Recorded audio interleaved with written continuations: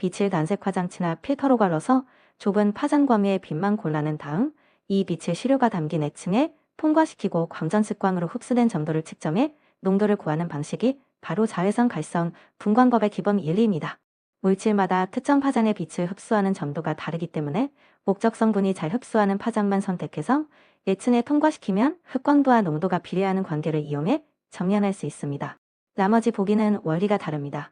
기체 크로마토그래피는 운반가스로 시료를 분리관에 끌려보내 성분단로 분리해 검출하는 방법이고 원자흡 수분 관광도법은 시료를 원자 증기 상태로 만든 뒤에 그 증기층을 특화하는 특유 파장 빛의 흡수를 측정하는 방법이며 비분산 적외선분 광분석법은 적외선의 흡수량 변화를 검출기로 측정해 성분 농도를 구하는 방법입니다. 이들은 광원 필터 애층 광전 측광이라는 구조와는 다릅니다. 답은 2번입니다. 환경오염 공정시험 기준 총칙에서는 정확히 단다, 정확히 취한과 같은 표현마다 실제로 어느 정도까지 정밀하게 측정해야 하는지를 용어로 정해두고 있습니다. 이런 용어 정의는 실험자마다 저울 정밀도를 제각각 쓰지 않도록 기준을 통일하기 위한 것입니다. 규정에 따르면 정확히 단다라 함은 규정한 양의 검체를 취하여 분석용 저울로 0.1mg까지 다는 것을 뜻합니다. 이를 지 단위로 바꾸면 다음과 같습니다. 즉 소수점 넷째 자리까지 정확하게 측정해야 한다는 의미이므로 답은 4번입니다. 대기의 기온은 원래 고도가 높아질수록 낮아지는 것이 보통입니다. 열원인 지표면이 태양열로 데워지고 위로 갈수록 그 열원에서 멀어지기 때문입니다. 이런 상태를 정상상태라 부릅니다. 그런데 해가 진 뒤에는 사정이 달라집니다. 지표면이 대기보다 훨씬 빨리 식으면서 지표국은 공기가 위쪽 공기보다 차가워지고 그 결과 고도가 높아질수록 오히려 기온이 올라가는 반대 현상이 나타납니다. 이것이 역전 상태입니다. 찬 공기는 무겁게 아래에 가라앉고 더운 공기는 위에 그대로 머무르므로 상하 공기가 서로 섞이지 못하고 대기는 매우 안정한 상태가 됩니다. 그래서 수직 방향의 혼합이 일어나지 않는 것이지요. 이 역전 상태는 해가 뜨면 지표면이 다시 데워지면서 자연히 사라집니다. 답은 3번입니다. 가스 흡수 장치는 가스와 액체를 접촉시키는 방식에 따라 장치 내 가스 속도가 달라집니다. 벤투리 스크러버는 관이 좁아지는 벤투리관 구조로 가스를 강제로 가속시켜서 빠른 유속으로 액적을 잘게 쪼개 좋게 접촉 효율을 높이는 방식입니다. 그래서 가스 속도가 60에서 90m/s로 가장 큽니다. 반대로 충전탑과 분무탑은 가스와 액체가 오래 접촉해야 흡수가 잘 되므로 속도를 낮게 유지합니다. 속도가 빠르면 액이 위로 밀려 올라가나 충전탑은 0.3에서 1, 분무탑은 0.2에서 1m/s로 가장 느립니다. 제트 스크러버는 그 중간인 20에서 50m/s입니다. 속도가 큰 순서는 벤투리 스크러버, 제트 스크러버, 충전탑, 분무탑 순이며 답은 4번입니다. 원심력 집진 장치는 분질에 함유한 가스에 회전 운동을 주어서 원심력과 관선력으로 입자를 변면에 충돌시켜 포집하는 장치입니다. 원통 구조물 안에서 가스 전체가 나선 모양으로 빙글빙글 돌면서 흐르는데 이때 입구 처리 속도가 빠를수록 입자에 걸리는 원심력이 커져서 입자가 벽 쪽으로 부세게 밀려나다 부딪힘으로 제거율이 커집니다. 속도가 곧 분리시키는 힘이 되는 구조인 셈입니다. 반면 중력 집진 장치는 속도가 너무 빠르면 침강할 시간이 부족해 오히려 효율이 떨어지고 전기 집진 장치나 여과 집진 장치도 탈이 속도가 커지면 처리 시간이 줄거나 재비산이 늘어 효율이 나빠지는 편입니다. 따라서 입구 처리 속도 증가가 제거율 증가로 이어지는 장치는 원심력 집진 장치이며 답은 2번입니다. 이 문제는 강산의 이온화와 pH 점유를 함께 묻는 문제입니다. 염산은 강산림으로 물에 녹으면 100% 이온화됩니다. 즉 HCl은 H++C의 마이너스 반응이 완전히 일어나므로 처음 넣어준 염산의 농도가 그대로 수소이온 농도가 됩니다. 0.0000002염산이라면 수소이온 농도도 0.00000이 되는 것이지요. pH는 수소이온 농도의 산염로그를 취하고 부호를 바꾼 값이므로 다음과 같이 계산합니다. 따라서 pH는 4이며 이는 보기 중 세 번째 값에 해당합니다. 답은 3번입니다. 당량 개념으로 접근하면 됩니다. 염산은 일가산이라 분자량 36.5가 그대로 일당량이 되므로 0.2 노르말 염산 1000ml를 만드는데 필요한 순수 염산의 무게부터 구합니다. 이 값은 100% 순도, 비중 1인 경우에 이론적인 무게입니다. 그런데 실제 시약은 순도가 35%밖에 안 되므로 같은 양의 염산을 얻으려면 시약 자체는 훨씬 많이 필요합니다. 필요한 순수 염산 양을 순도로 나누면 실제 시약의 무게가 나오고 이 무게를 비중으로 나누면 부피로 환산됩니다. 따라서 염산 17.38ml를 취해물을 넣어 1000ml로 채우면 0.2 노르말 염산이 완성됩니다. 답은 4번입니다. 프로판은 1kmol이 완전 연소하면 산소 5kmol과 반응합니다. 프로판의 분자량이 44이므로 44kg당 산소 5kmol, 부피로 5 곱하기 22.4는 112, SM3가 필요하다는 비례식을 세우면 됩니다. 이 50.9 SM3가 이론 산소량입니다. 실제 연소에는 순수 산소가 아니라 산소가 21%뿐인 공기가 쓰이므로 이론 산소량을 공기 중 산소 비율 0.21로 나누면 이론 공기량이 나옵니다. 답은 4번입니다. 복사역전은 지표면에서 발생하는 역전으로 상봉대기의 역전과는 위치가 다릅니다. 해가 진 뒤 지표면은 열을 빠르게 방출해 식지만 그 위 공기층은 천천히 식습니다. 이 냉각속도 차이로 지표 부근 기온이 상층보다 낮아지는 얇은 역전층이 지표면부터 생기는데 이것이 복하역전입니다. 밤새 발달해 새벽에 가장 강하고 맑고 바람 없는 날 뚜렷하며 대기가 안정해져 오염물질이 지표 부근에 쌓입니다. 해가 뜨면 자연스럽게 사라집니다. 공중에서 일어난다고 한 번 설명이 틀린 내용이므로 답은 2번입니다. 일산화탄소의 분자량은 28이므로 일산화탄소 28g은 정확히 2몰입니다. 기체의 부피를 구하는 문제이므로 이산기체 방정 시 PV는 nRT를 이용하시면 됩니다. 온도는 절대온도로 바꿔 25 더하기 273은 298K를 쓰고 압력은 mmHg를 기압으로 바꿔 750 나누기 790 기압을 씁니다. 표준 상태라면 기체 1몰의 부피가 22.4L로 딱 떨어지지만 이 문제는 25도 750mm를 나는 비표준 상태이므로 22.4L를 그대로 쓰면 안되고 이상기체 방정식으로 직접 계산해야 합니다. 답은 2번입니다. 보이치 앤더슨 식은 전기 집진 장치의 집진 효율 공식으로 효율이 처리가스량 Q, 집진 등 면적 A, 입자 이동속도 W 세 가지로만 정해진다는 점이 핵심입니다. 집진극 면적이 넓을수록 이동속도가 빠를수록 처리가스량이 적을수록 효율이 높아집니다. 입자의 점성력은 이동속도 W가 결정되는 과정에 이미 반영된 배경 요인일 뿐 시계발도 변수로 들어가지 않습니다. 답은 4번입니다. 기상과 액상이 평형을 이루므로 헨리의 법칙 P는 H 곱하기 C를 씁니다. P는 이산화황의 분압, H는 헨리상수, C는 구하려는 액상농도입니다. 헨리상수 단위에 맞춰 분압 44mm 수율을 기압으로 바꾼 뒤 C는 P에 대입합니다. 분압이 클수록 헨리상수가 작을수록 액상농도가 커진다는 점도 함께 기억해 주셔요. 답은 4번입니다. 고이발연료는 연료가 탈 때 생기는 수분이 응축되면서 내놓는 잠열까지 포함한 값이고 저이발연료는 이 잠열을 뺀 값입니다. 그래서 고이발연량이 항상 더 큽니다. 수소가 타면 자기 무게의 9배에 달하는 물이 생깁니다. 여기에 연료 속에 이미 들어있던 수분까지 더해서 물 1kg이 응축할 때 내는 잠연 600kcal를 곱해주면 저이발연량에 더할 보정값이 나옵니다. 답은 3번입니다.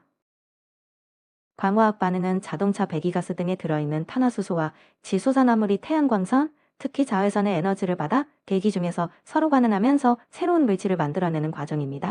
이렇게 만들어진 물질을 2차 오염물질이 아니라 2차 오염물질이라고 부릅니다. PAN이 바로 이 광화학 반응으로 생성되는 대표적인 2차 오염물질입니다. 배기가스 속 HC와 NOx가 자외선을 받아 광화학적으로 합성되면서 만들어지며 눈과 목에 자극을 주고 농작물이나 식물에도 피해를 줍니다. 반면 메탄, 암모니아, HC는 연소나 배출 과정에서 그대로 나오는 1차 오염물질이거나 광화학 반응의 원료물질일 뿐 광화학 반응 자체의 생성물은 아닙니다. 답은 2번입니다. 6대 온실가스는 지구온난화에 영향을 미치는 정도를 기준으로 교포의 정서에서 정한 것으로 이산화탄소, 메탄, 아산화질소, 수소플루오린화탄소, 과플루오린화탄소, 유플루오린화산 6가지입니다. 여기서 헷갈리기 쉬운 부분이 바로 이산화질소와 아산화질소입니다. 6대 온실가스에 들어가는 것은 아산화질소이고 이산화질소는 질소산화물의 한 종류로 스모그나 산성비를 일으키는 대기오염물질일 뿐 온실가스 목록에는 포함되지 않습니다. 보기 중 이산화탄소, PFCs, ESF6는 모두 6대 온실가스에 해당하므로 온실가스가 아닌 것은 이산화질소입니다. 답은 4번입니다. ppm은 지체의 부피비 단위로 ml/m로 이해하면 쉽습니다. 직무계로 주어진 농도를 부피로 바꿔주면 그대로 ppm이 됩니다. 이산화황은 1몰이 64g이며 0도 1기압에서 22.4L의 부피를 차지합니다. 이를 1000분의 1 크기로 줄이면 1mm는 64mg은 22.4ml가 되므로 mg/m 단위의 농도의 22.4나누기 64를 곱하면 곧바로 ml/m, 즉 ppm 값이 나옵니다. 문제의 이산화황 평균 농도는 0.1mg입니다. 이 값에 22.4나누기 64를 곱해 P로 환산하면 됩니다. 답은 2번입니다. FMB는 미생물 양에 비해 하루에 들어오는 BOD 먹이가 얼마나 되는지를 나타내는 값으로 BOD 부하량을 MLSS 부하량으로 나누어 구합니다. 먼저 포기조 용적은 유량의 체류 시간을 곱해 구합니다. 답은 2번입니다. 흉어 적정의 핵심은 산과 염기의 당량수가 같아지는 지점을 찾는 것입니다. 그래서 몰 농도를 노르말 농도로 바꾸어 MV는 MV 공식을 쓰면 간단하게 풀립니다. 수산화 나트륨은 일가 염기라서 몰 농도와 노르말 농도가 같습니다. 0.1몰 수산화 나트륨은 그대로 0.1 노르말입니다. 황산은 이가 산이므로 분자량 98을 당량수위로 나는 49가 2단낸 무게가 됩니다. 이를 반영하면 0.3몰 황산은 0.6 노르말이 됩니다. 이제 MV는 MV를 적용합니다. 따라서 소비되는 황산의 양은 약 167ml이며 답은 2번입니다. 팔성 슬러지법은 미생물 덩어리인 슬러지를 폭기조에서 키운 뒤 침전지로 보내 물과 분리하는 방식입니다. 이 공법에서 가장 조심해야 할 문제가 바로 슬러지 팽화, 즉 벌킹입니다. 벌킹은 사장균처럼 실 모양으로 자라는 미생물이 지나치게 늘어나면서 슬러지가 무겁게 가라앉지 못하고 부풀어 오르는 현상입니다. 슬러지가 침전되지 않으면 처리수와 함께 밖으로 빠져나가 수질이 나빠지므로 활성 슬러지 공정에서는 벌킹 발생 여부를 항상 신경 써서 관리해야 합니다. 파리 발생, 낙지 발생, 연모탈 현상은 주로 살수여산 같은 다른 처리 방식에서 나타나는 문제라 활성 슬러지법의 대표 문제점과는 거리가 있습니다. 답은 4번입니다. 경도란 물속에 녹아있는 금속이가 양이온의 양을 탄산칼슘 상당량으로 환산해서 나타내는 지표입니다. 원리를 보면 물의 비누가 잘 풀리지 않고 거품이 안 나거나 배관에 스케일이 끼는 현상의 주된 원인이 바로 이가 양이온들입니다. 그래서 경도를 정의할 때도 이런 양이온들의 농도를 대표로 삼는 것입니다. 경도를 일으키는 대표 이온은 칼슘이온, 마그네슘이온이며 여기에 처리온, 망간이온, 스트론튬이온 정도가 평균 포함됩니다. 반면 바륨이온, 파드뮴이온, 라듐이온, 라비온처럼 중금속성이거나 특수한 이온은 경도의 주 원인 물질로 다루지 않습니다. 따라서 보기 중 경도를 일으키는 이가 양이온의 조합은 칼슘이온, 마그네슘이온이고 답은 1번입니다. 수분 함량은 건조 전후 무게의 차이, 즉 증발된 수분의 양을 건조 전 전체 무게로 나누어 백분율로 나타낸 값입니다. 문제에서 건조 전 슬러지 무게는 150g이고 함량이 될 때까지 건조한 후의 무게는 35g입니다. 함량이란 더 이상 무게가 줄지 않을 때까지 건조시켰다는 뜻이므로 이 35g은 순수한 고형분의 무게가 됩니다. 따라서 두 무게의 차이인 115g이 증발된 수분의 양입니다. 계산해보면 수분 함량은 70.7%로 나옵니다. 답은 4번입니다. 수질오형 지표는 물리적, 화학적, 생물학적으로 나뉩니다. 물리적 지표는 탁도, 냄새와 맛, 색도, 온도, 부유물질처럼 눈과 감각으로 확인되는 항목이고 생물학적 지표는 대장균군, 식물성 플랑크톤, 클로로필셀처럼 생물과 관련된 항목입니다. 화학적 지표는 물속의 화학 반응이나 물질량으로 나타내는 항목으로 수소이온 농도, 용존 산소, 생물학적 한소 요구량, 화학적 산소 요구량, 경도, 알칼리도, 촉유기탄소, 전기전도도, 독성물질 등이 해당합니다. 보기 중 부유물질과 온도는 물리적 지표, 식물성 플랑크톤은 생물학적 지표이며 BOD는 화학적 지표에 속합니다. 답은 4번입니다. 이 문제는 오염물질을 발생원과 건강영향으로 짝짓는 유형입니다. 변압기와 콘덴서를 만들 때 절연유로 PCB가 쓰였는데 이 PCB가 카네미 라이스 오일 사건에서 식용유에 섞여 들어가면서 카네미유증을 일으켰습니다. 같은 방식으로 쓰는 재련, 온도계 제조와 미나마타병, 카드뮴은 아연도금, 건전지와 이타이다이병, 크로뮴은 도금, 피혁곤업과 폐암, 피부궤양이 짝을 이룹니다. 발생원과 질병 이름을 하나의 세트로 묶어 외워두시면 이런 문제는 쉽게 풀립니다. 답은 4번입니다. 산화지법은 하수나 폐수를 커다란 연못 같은 곳에 가두어두고 그 안에 사는 미생물과 조류가 서로 도와가며 오염물질을 분해하도록 하는 자연점화 방식입니다. 낮에는 조류가 광합성을 하면서 산소를 만들어내고 이 산소를 미생물이 유기물을 분해하는 데 사용합니다. 별도의 폭기장치나 복잡한 기계 설비가 필요 없다 보니 시설비와 운영비가 적게 들어서 처리량이 적은 소규모 마을의 오수 처리에 특히 많이 이용됩니다. 회전원 방법과 살수여성법은 미생물을 부착시켜 처리하는 별도의 생물막법이고, 부패조법은 현기성분해로 슬러지를 부패시키는 방식이라 낙원과는 개념이 다릅니다. 답은 3번입니다. 원류위원은 침전지에서 처리된 물이 넘쳐나가는 두기고, 원류부하는 이 위어의 미터당 하루에 얼마만큼의 물이 흘러넘치는지를 나타낸 값입니다. 즉 유량을 위어의 유효 길이로 나눈 것이므로 거꾸로 유효 길이를 구하려면 유량을 원류부하로 나누면 됩니다. 여기서 중요한 건 단위를 맞추는 일입니다. 유량은 시간 단위로 주어졌고 원류부하는 하루 단위이므로 먼저 유량을 하루 단위로 바꿔줍니다.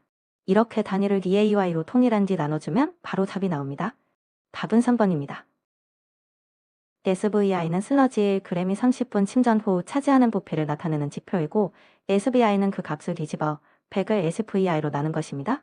그래서 슬러지가 잘 가라앉아 SVI가 작을수록 SDI는 커지고, 반대로 SVI가 크면 SDI는 작아집니다. 즉 SDI가 클수록 침당성이 좋은 슬러지라는 뜻입니다. 먼저 침당 슬러지의 부피와 MLSS 농도로 SVI부터 구하고 그 값으로 SDI를 계산하면 됩니다. 답은 4번입니다. 염소를 폐수에 넣으면 먼저 물과 반응해서 하이포화염소산을 만듭니다. 이 차화염소산이 폐수 속에 들어있는 암모니아성 질소화 합물과 결합하면서 클로라민이라는 물질을 생성하게 됩니다. 클로라민은 결합자유염소라고도 부르는데 유리염소보다 살균력은 약하지만 그 효과가 오래 지속되는 특징이 있습니다. 그래서 하수처리장 소독 공정에서 잔류 소독력을 유지시켜주는 역할을 합니다. 문제에서 묻는 것은 염소가 폐수대 암모니아성 질소화합물과 결합했을 때 생기는 물질이므로 정답은 클로라민입니다. 답은 2번입니다. SVI는 슬러지 1g이 30분 침전 후 차지하는 부피를 나타내는 지표로 값이 클수록 슬러지가 잘 가라앉지 않고 부피를 많이 차지한다는 뜻입니다. 거꾸로 SVI의 역수를 구하면 부피 1ml 속에 들어있는 슬러지 무게, 즉 반성 슬러지 농도를 얻을 수 있습니다. 이 값은 g/ml 단위이므로 딴삼로 바꾸려면 이 ml는 10의 마이너스 6제곱 큐빅미터이므로 100만을 곱해줍니다. 답은 2번입니다. 지하수 속의 오염물질은 겉보기 속도인 D속도인 DARC와의 속도 그대로 이동하는 게 아니라 실제로는 흑알갱이 사이빈 공간으로만 흐르기 때문에 그보다 더 빠르게 움직입니다. 이 실제의 속은 다제 90, 98 공극률로 나누어 구합니다. 구한 실제의 속으로 500m를 이동하는데 걸리는 시간을 계산하면 됩니다. 답은 1번입니다. 완속격과와 급속격과는 여과 속도도 다르지만 물을 정화하는 원리 자체가 다릅니다. 완속격과는 모래층 표면에 미생물막이 자연스럽게 형성되고 이 막이 물속의 세균과 유기물을 걸러내는 현물학적 정화 작용을 합니다. 그래서 속도는 느리지만 세균 제거 효과가 뛰어난 것이 완속격과의 장점입니다. 반면 급속격과는 약품으로 응집시킨 플록을 짧은 시간에 걸러내는 방식으로 여과 속도가 배터극 가속 88m DAY로 빠르고 여친이 얇으며 역하척 설비를 갖추고 있습니다. 즉 보기, 번은 모두 급속격과의 특징에 해당합니다. 따라서 급속격과와 비교한 완속격과의 장점은 세균 제거이며 답은 4번입니다. ppm은 물 1리터에 몇 mg이 녹아있는지를 나타내는 농도 단위입니다. 120ppm은 곧 1리터에 염화나트륨 120mg이 들어있다는 뜻이므로 지 단위로 바꾸면 0.12g/L이 됩니다. 이제 이를 몰 농도로 바꾸려면 염화나트륨이 몰이 몇 g/L인지부터 구해야 합니다.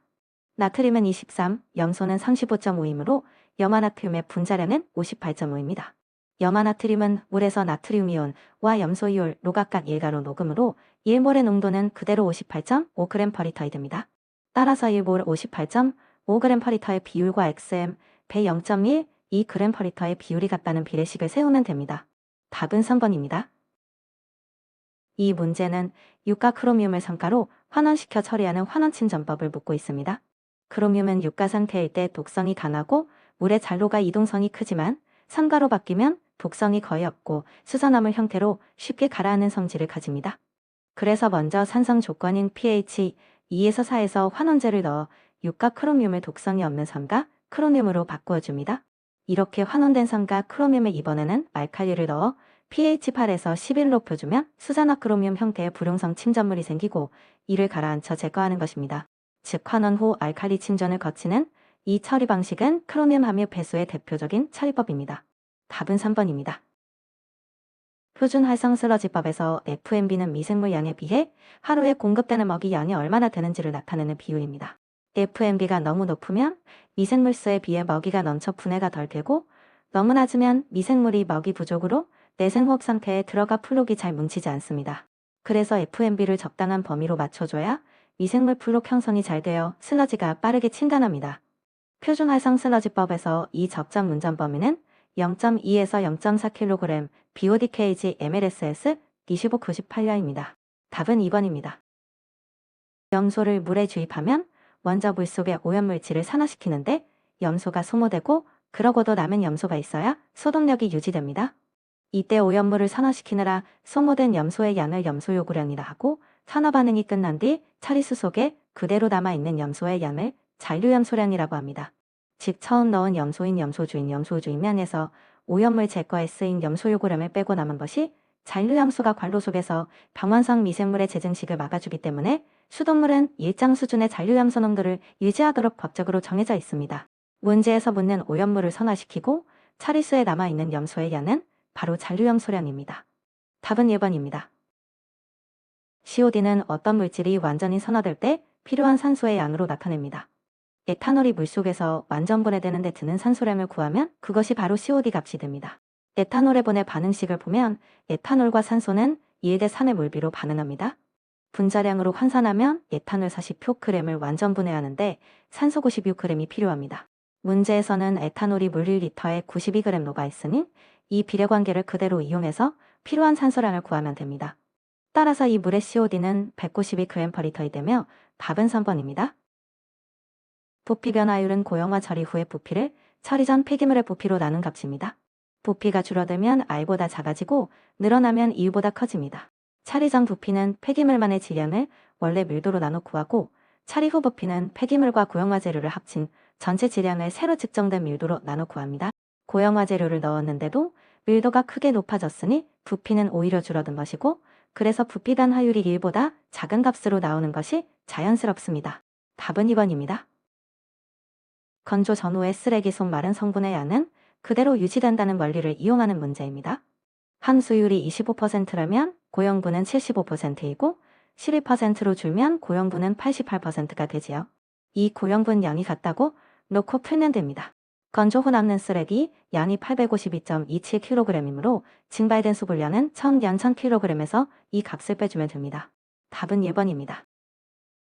퇴비화는 미생물이 유기물을 분해하는 호기성 발효 과정이므로 미생물이 활발히 살기 좋은 조건을 맞춰주는 것이 핵심입니다. 탄질비는 25에서 35가 적다는데 질소가 너무 적으면 분해가 느려지고 너무 많으면 암모니아로 날아가 악취가 심해집니다. 함수율은 50에서 60%로 맞춰야 통기성과 미생물 활동이 균형을 이룹니다. 온도는 미생물의 바이오열로 60에서 70도까지 오르는 것이 정상이며, 이 고온 구간이 병원균과 잡초씨를 죽이는 역할도 합니다. pH는 6에서 8인 중성부근이 미생물 생육에 가장 알맞습니다. 문제의 번처럼 pH 9에서 10의 간알칼리 조건은 미생물 활동을 오히려 억제하므로 최적 조건이라 할 수 없습니다. 용존산소는 5에서 15% 정도를 유지해 호기성 분해가 원활히 일어나도록 해줍니다. 정리하면 CMB, 함수율, 산소 조건은 모두 맞지만 pH는 9에서 10이 아니라 6에서 8이 되어야 하므로 답은 3번입니다. 매립지의 가스 발생은 산소가 점점 사라지고 미생물의 종류가 바뀌는 순서로 진행됩니다. 한 단계는 호기성 단계로 남아있던 산소가 소모되며 이산화탄소가 발생합니다. 두 단계는 현기성 비메탄 단계로 산소가 거의 없어져 현기성 세균이 이산화탄소와 수소, 휘발성 유기산을 만들면서 이산화탄소 농도가 최대치에 이릅니다. 세 단계는 현기성 단계로 메탄이 생성되기 시작하고, 이 단계는 정상 현기 단계로 메탄과 이산화탄소 함량이 거의 일정하게 유지됩니다. 번은 두 단계를 호기성 전이 단계라고 했는데, 두 단계는 이미 산소가 사라진 현기성 비메탄 단계이므로 단계 이름이 잘못 되었습니다. 답은 2번입니다. 용기 문제는 무엇의 침입을 막아주느냐로 구분하면 쉽습니다. 밀폐용기는 이물질이 들어가거나 내용물이 손실되지 않도록 막아주는 용기이고, 기밀용기는 외부의 공기나 다른 가스가 들어오지 못하도록 막아주는 용기입니다. 차광 용기는 광선을 막아 내용물이 광화학적으로 변하지 않도록 보호하는 용기이지요. 문제에서는 취급 또는 저장 중에 기체 또는 미생물이 침입하지 못하도록 내용물을 보호한다고 했습니다. 이는 앞의 세 가지와 달리 기체는 물론 미생물까지 차단해 내용물을 완전히 보존하는 용기를 뜻하며, 이것이 바로 밀봉용기입니다. 밀봉 용기는 밀폐나 기밀보다 한층 더 엄격하게 마가 미생물의 오염까지 방지한다고 이해하시면 됩니다. 답은 3번입니다. 관거 수거는 쓰레기를 배관 속으로 공기압송이나 자체 하중으로 흘려보내 처리장까지 보내는 방식입니다. 사람 손이 거의 필요 없이 자동으로 움직임으로 자동화, 무공해화가 가능하고 냄새나 비산도 줄일 수 있습니다. 다만 한번 배관을 땅에 묻으면 나중에 경로를 바꾸기 어렵고 배관과 압송 설비를 까는 초기 설치비가 매우 높습니다. 또 배관 지름보다 큰 쓰레기는 걸리거나 막히기 쉬우므로 미리 파쇄 압축 등으로 크기를 줄이는 전처리 과정이 꼭 필요합니다. 문제는 할수입니다. 관거 안으로 한번 들어간 물건은 좁고 긴 배관 속을 따라 흘러가 버리므로 잘못 투입된 물건이 있어도 다시 꺼내기가 매우 어렵습니다. 즉 회수가 용이한 것이 아니라 곤란한 것이 맞는 설명입니다. 답은 3번입니다.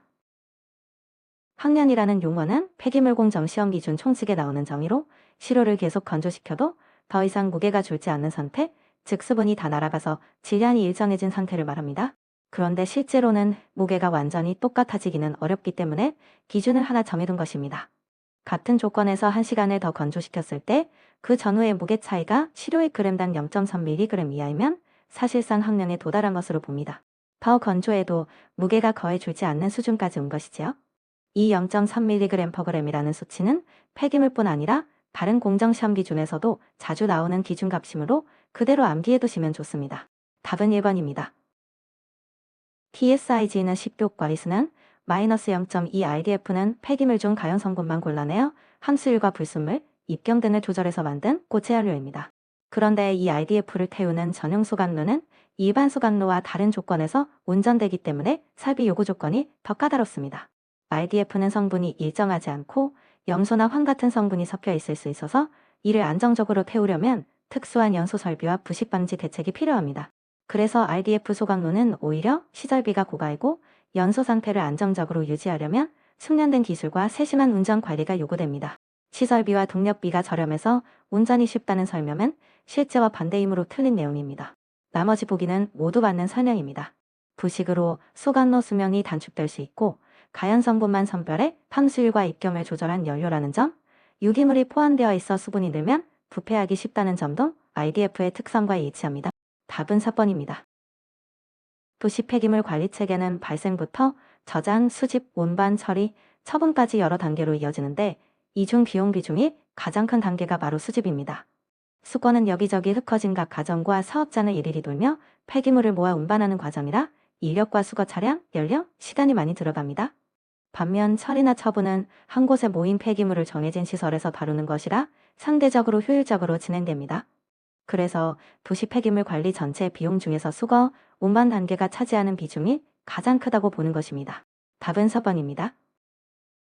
MHT는 쓰레기 1톤을 처리하는데 드는 인부의 노동시간으로 이 값이 작을수록 수거효율이 좋다는 뜻입니다. 구하는 방법은 간단합니다. 전체 투입 노동시간, 즉 인부수의 하루 작업시간과 연간 작업일수를 곱한 값을 연간 쓰레기 발생량으로 나누면 됩니다. 답은 2번입니다. 혼합물의 함수율은 섞이는 두 물질의 함수율에 각각의 섞이는 비율을 곱해서 더한 가중평균으로 구합니다. 전체를 10으로 볼 때 쓰레기가 7발, 슬러지가 3의 비중을 차지하므로 각각 0.7과 0.3의 비율로 사용합니다. 여기에 쓰레기의 함수율 50%와 슬러지의 함수율 90%를 각각 곱한 뒤 더해주면 혼합물의 함수율이 나옵니다. 따라서 쓰레기와 슬러지를 7대 3으로 섞은 혼합물의 함수율은 62%입니다. 답은 2번입니다. 소각로는 폐기물을 어떤 구조로 태우고 이동시키느냐에 따라 형식이 나뉩니다. 대표적으로 고정상식, 유동상식, 화격자식, 회전로식, 걸리식 이렇게 5가지가 있습니다. 화격자식은 쇠살대 위에서 폐기물을 이동시키며 태우는 방식이고 유동상식은 모래 등 유동매체를 띄운 채 태우는 방식이며 회전로식은 원통형로를 돌리면서 태우는 방식입니다. 이렇게 각 형식의 이름은 폐기물을 태우고 옮기는 구조상의 특징에서 따온 것이지요. 반면 펌프식이라는 소각로 형식은 존재하지 않습니다. 펌프는 액체나 기체를 이송하는 장치일 뿐 소각로 자체의 연소 방식을 가리키는 말이 아닙니다. 답은 2번입니다.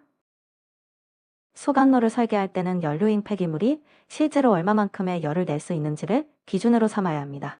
발열량에는 연소 후승기는 수증기의 응축자멸까지 포함한 고위발열량과 이 자멸을 제외한 저위발열량 2가지가 있습니다.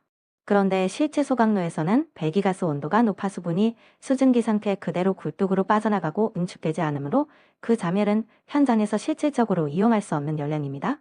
따라서 소각로 설계 시에는 수분에 해당하는 자멸을 배제하고 실제로 이용 가능한 연료인 저유발연료 즉 진발연료를 기준으로 삼습니다. 답은 2번입니다. 쓰레기 수거 차량의 노선을 정할 때는 교차로에서 신호를 덜 만나고 좌회전을 최소화하는 방향이 유리합니다. 노선을 시계 방향으로 정하면 좌회전 대신 우회전 위주로 진행하게 되어 교통신호에 걸리는 횟수와 대기 시간을 줄일 수 있습니다. 반대로 반시계 방향으로 돌면 좌회전이 잦아져 신호 대기와 마주오는 차량과의 충돌 위험이 늘어나므로 바람직한 방법이 아닙니다. 나머지 지문인 출퇴근, 시간을 피하는 것, 언덕은 내려가면서 수거하는 것, 유탄을 피하는 것은 모두 수거 차량 노선 결정 시 지켜야 할 원칙에 해당합니다. 따라서 반시계 방향으로 노선을 정한다는 지문이 옳지 않으며 답은 2번입니다. 회전로 소각로는 원통형로를 천천히 회전시키며 폐기물을 태우는 방식입니다. 노가 도는 동안 폐기물이 자연스럽게 뒤섞임으로 예열, 혼합, 파쇄 같은 전처리 없이 그대로 투입할 수 있고 액상과 구상 폐기물을 따로 넣거나 섞어서 넣을 수도 있어 공급장치 설계가 유연합니다. 다만 회전하는 원통로는 완전히 밀폐하기 어려워 노 벽면을 통한 열 손실이 크고 그만큼 다른 소각로 형식에 비해 열 효율은 오히려 낮은 편입니다. 따라서 열 효율이 높다는 설명은 회전로의 장점이 아니라 실제와 반대되는 내용입니다. 답은 1번입니다. 파쇄 장치는 크고 단단한 물질을 잘게 부수는 장치인데 이때 실제로 물질에 작용하는 힘은 전단작용, 충격작용, 압축작용 세 가지입니다. 전단작용은 물질을 서로 다른 방향에서 엇갈리게 밀어 끊어내는 힘이고 충격작용은 순간적으로 강하게 때려서 깨뜨리는 힘이며 압축작용은 양쪽에서 눌러서 부수는 힘입니다. 이 세 가지 힘의 조합으로 파쇄기가 작동한다고 이해하시면 됩니다. 반면 밀폐작용은 물질을 부수는 힘이 아니라 공간을 외부와 차단한다는 뜻이므로 파쇄 장치의 작용 힘과는 관계가 없습니다. 답은 4번입니다. 매립지에서 나오는 가스는 시간이 지나면서 조성이 단계적으로 바뀝니다. 매립 초기에는 폐기물 틈새에 산소가 남아있어 호기성 미생물이 유기물을 분해하는 호기성 단계, 즉 1구역을 거칩니다. 산소가 소진되면 현기성 미생물이 활동을 시작하는데 이 초기 단계에서는 효소를 가진 현기성 미생물이 유기물을 발효시켜 유기산 등으로 분해합니다. 아직 메탄 생성균은 충분히 자리 잡지 못해 메탄응과에 만들어지지 않는 상태이지요. 이 구간이 바로 현기성 비메탄 단계인 이 구역입니다. 이후 메탄 생성균이 본격적으로 늘어나며 메탄이 쌓이는 축적 단계인 3구역을 지나 분해 반응이 안정되어 메탄 농도가 일정하게 유지되는 정상 현기성 단계인 4구역으로 이어집니다. 즉 유기물이 효소에 의해 발효는 일어나지만 메탄 생성균은 아직 활성화되지 않은 단계를 찾아야 하므로 답은 2번입니다. 앰프연비, 용접부와 슬러지부와는 모두 반응조의 유기물이나 슬러지를 얼마나 부하로 넣어주는지를 나타내는 설계 및 처리 능력 선정용 부하지표입니다. 반면 SVI는 활성 슬러지가 얼마나 잘 가라앉는지, 즉 슬러지의 침잠섬을 나타내는 지표일 뿐 부하량을 뜻하는 것이 아닙니다. 그래서 나머지 색과 성격이 다른 것은 SVI이고 답은 2번입니다. 침사지는 하수에 섞여 들어온 모래나 자갈 같은 무거운 입자를 가라앉혀 걸러내는 시설입니다. 이때 유속 조절이 핵심인데 유속이 너무 느리면 가벼운 유기물까지 함께 가라앉아 버리고 반대로 유속이 너무 빠르면 이미 가라앉은 모래나 자갈이 다시 떠내려가 버립니다. 그래서 무거운 모래나 자갈은 바닥에 가라앉히면서도 가벼운 유기물은 그대로 흘려보낼 수 있는 적당한 유속을 유지하는 것이 중요합니다. 이런 이유로 침사지의 평균 유속은 보통 0.15에서 0.4m/초 범위에서 관리하며 그 중에서도 0.3m/초 정도를 가장 적당한 기준으로 삼습니다. 답은 2번입니다. ppm과 퍼센트는 둘 다 농도를 나타내는 단위이지만 기준 크기가 다릅니다. 퍼센트는 전체를 100으로 본 비율이고 ppm은 전체를 100만으로 본 비율입니다. 두 단위의 차이는 10의 마이너스 2제곱과 10의 마이너스 6제곱의 차이, 증만배이므로 1%는 만 ppm이라는 관계가 성립합니다. 이 관계를 이용하면 ppm 값을 퍼센트로 바꿀 때는 만으로 나누어 주시면 됩니다. 답은 1번입니다. 가청주파수란 사람의 귀가 소리로 느낄 수 있는 진동수의 범위를 말합니다. 고막은 너무 느리게 떨리는 저주파나 너무 빠르게 떨리는 고주파는 소리로 인식하지 못합니다. 건강한 사람이 들을 수 있는 범위는 대체로 20Hz부터 2만 Hz까지입니다. 20Hz보다 낮은 진동은 저주파로 몸의 진동으로는 느껴져도 소리로는 잘 들리지 않고 2만 Hz보다 높은 진동은 초음파라서 역시 귀에 들리지 않습니다. 그래서 가청주파수의 범위는 20에서 2만 Hz이며 답은 2번입니다. 가르먼이 움직이면 소리가 나아가는 쪽에서는 파동이 압축되어 파장이 짧아지고 진동수가 커져서 고음으로 들리고, 반대쪽에서는 파동이 늘어나 파장이 길어지고 진동수가 작아져서 저음으로 들립니다. 이렇게 파동원과 관찰자의 상대 속도에 따라 진동수와 파장이 바뀌는 현상을 도플러 효과라고 합니다. 구급차나 기차가 다가올 때 소리가 높게, 멀어질 때 낮게 들리는 것이 바로 이 현상입니다. 꾀절은 파동이 장애물 뒤로 돌아가는 현상이고, 지향 효과는 음이 특정 만음으로 세게 뻗어나가는 성질이며, 마스키 효과는 큰 소리에 작은 소리가 묻혀 안 들리는 현상이므로 문제의 내용과는 다릅니다. 답은 1번입니다. 소리도 파동이므로 파장을 구할 때는 속도를 진동수로 나누면 됩니다. 진동수는 소리가 1초 동안 몇 번 진동하는지를 나타내고, 속도는 그 소리가 1초 동안 나아가는 거리이므로 이 둘을 나누면 한 번 진동할 때 나아가는 거리, 즉 파장이 나오는 것입니다. 문제에서 속도는 330m/s, 진동수는 3300Hz이므로 다음과 같이 계산합니다. 답은 1번입니다. 파동은 매질이 진동하는 방향과 파동이 나아가는 방향의 관계에 따라 종파와 행파로 나뉩니다. 진동 방향과 진행 방향이 나란한, 즉 수평인 파동을 종파라고 하며, 음파와 지진파의 피파가 여기에 속합니다. 매질이 진행 방향을 따라 앞뒤로 위로 당기면서 압축과 팽창을 반복하는 방식으로 에너지가 전달됩니다. 반대로 진동 방향이 진행 방향과 수직인 파동은 행파이며, 물결파와 전자기파, 지진파의 S파가 이에 해당합니다. 문제에서 묻는 것은 진동 방향과 진행 방향이 수평인, 즉 서로 나란한 파동이므로 종파를 찾으면 됩니다. 답은 2번입니다. 진동 픽업은 측정 대상 집안의 진동을 그대로 전달받아야 정확한 값을 측정할 수 있습니다. 설치 장소에 완충물이 있으며 진동이 흡수되거나 감소되어 픽업에 왜곡된 신호가 전달되므로 완충물이 없고 충분히 다져서 단단히 굳은 장소에 설치해야 합니다.